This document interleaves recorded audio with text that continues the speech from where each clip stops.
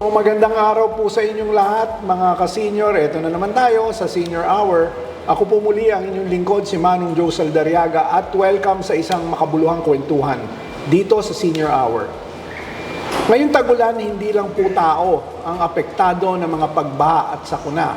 Ulitin ko hindi lang po tayong mga tao ang apektado ng mga pagbaha at sakuna. Higit sa lahat, yung mga alagang hayop, ito man ay inaalagaan o stray. Nitong nakaraang linggo, matapos ang sunod-sunod na pagulan dulot ng bagyo at habagat, kaliwat kanan ang mga balitang nakita nating lumabas tungkol sa mga hayop na naiwan, na nakakulong sa kanilang lugar, at masaklap nito, may mga nalunod dahil walang nakalikas. Sa kabila ng patuloy na panawagan ng animal welfare groups, may ilan pa rin na nakakalimot na ang mga alaga ay hindi lang basta alaga, sila ay bahagi ng ating pamilya. Kaya ngayong araw, makakapanayam natin ang isang veteran animal welfare advocate na walang sawa na tumutulong sa mga hayop sa panahon ng sakuna. Kahit nga hindi ho sakuna, nandyan siya para sa mga animals.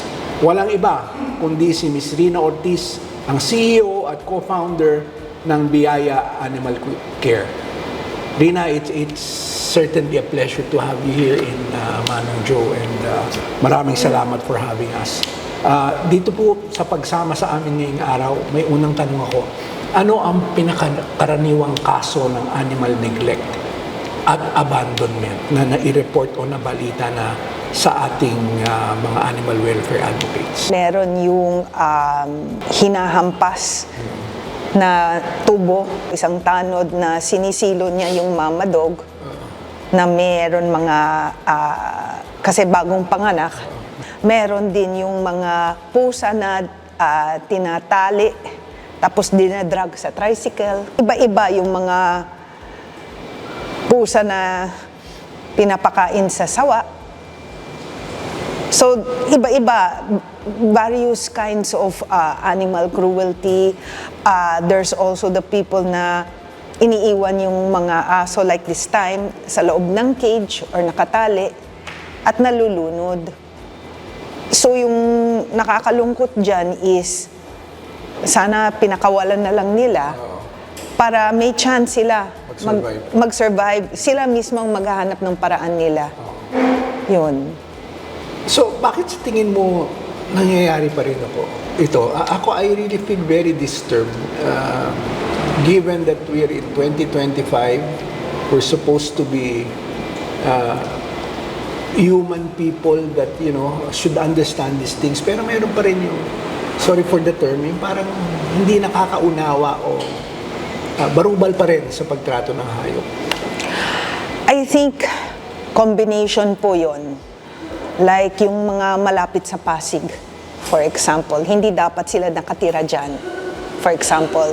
Tapos, biglang umakyat na lang, tumaas na lang yung tubig na biglaan, 20 minutes. Hindi na nila naisip. May kasama silang, or hindi nila nakikita yung balita na umuulan, hindi nila naiisip, wala silang pakialam. Yung apathy, yung aso is just, for example, yung aso is just bantay sa gate, nakatali. Or yung pusa, hindi. Pero meron din, like in the case of, recent case dun sa Mandaluyong, na yung Persian cat nila is, yan lang ang sinave nila. Manong, yan lang ang lahat, everything else.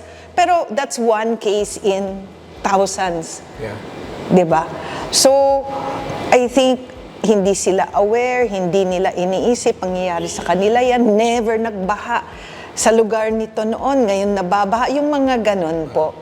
So parang hindi sila preparado? Hindi sila preparado, hindi rin sila nag-iisip for whatever reason na pwedeng mangyari yon, or wala silang pake.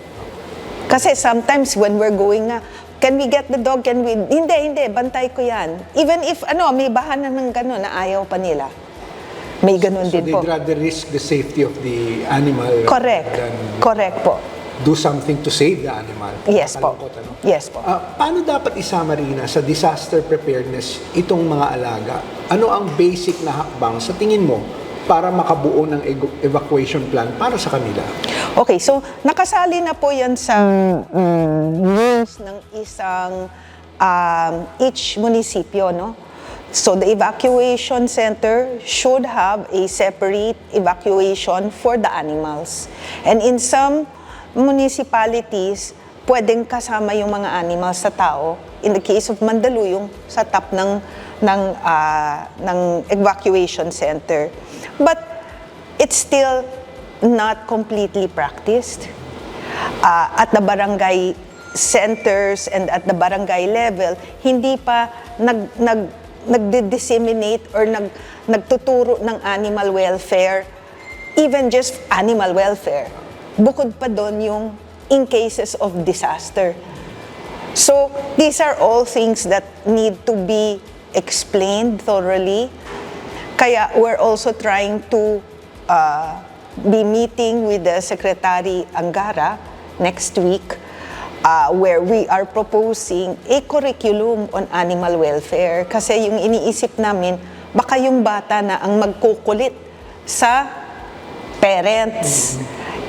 And it should be a K to 12 lesson plans, modules, ganon, para caring kasi for animals is also a means of learning how to care for others.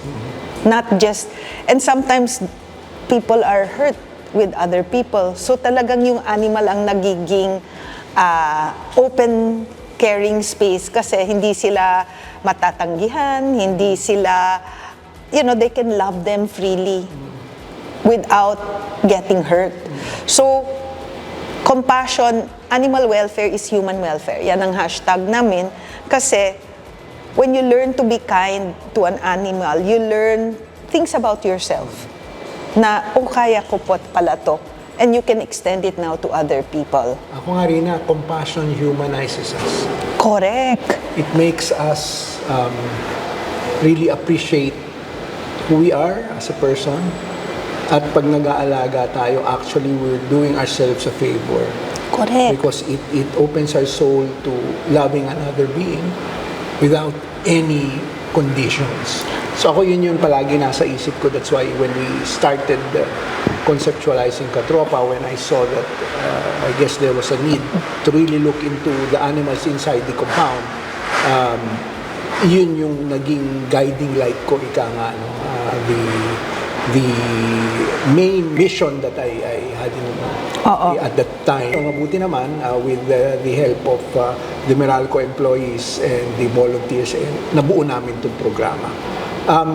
Ano ang pwedeng gawin ng mga pet owners bago pa man dumating yung, sinabi mo nga kanina, minsan mataas na yung baha, andyan na yung malakas na ulan, pero bantay namin to, hindi namin to pakakawalan. How can we change that mindset? Okay, first of all, nag-post po kami ng kit, ready kit. So, kung pusa or maliit na aso, meron na ba kayong carrier?